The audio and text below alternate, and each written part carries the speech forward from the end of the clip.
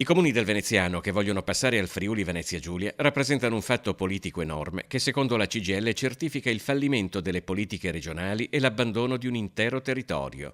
Per il sindacato, se in una nazione che ha un governo di centrodestra, in una regione amministrata da decenni dal centrodestra, nella città metropolitana di Venezia da 11 anni a guida del centrodestra, i sindaci di centrodestra del Portogruarese vogliono andarsene, allora ci si trova di fronte ad un fallimento politico.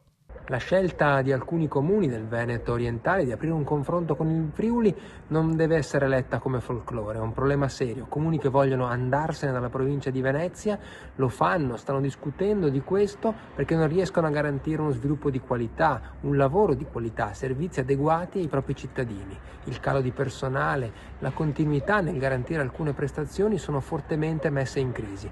La funzione pubblica della CGIL fa parlare i numeri. In 15 anni il calo del 5% dei dipendenti risulta drammatico, soprattutto nei piccoli comuni, dove anche la differenza di poche unità è fondamentale. Secondo il segretario generale Daniele Giordano, la Regione Veneto non può continuare a far finta di nulla e dovrebbe ammettere che questi segnali rappresentano un giudizio netto e inequivocabile sul fallimento delle sue politiche e un fallimento anche della città metropolitana, di fatto cancellata nel suo ruolo strategico e ridotta a un contenitore vuoto. Serve un tavolo istituzionale che affronti quello che i comuni pongono, che discuta di come se ne può uscire, di come possono esserci percorsi virtuosi di aggregazione, di fusione, di sinergia per garantire cosa? Servizi comunali adeguati e per garantire uno sviluppo del territorio che metta al centro davvero i cittadini, la qualità del lavoro e la qualità del benessere delle persone.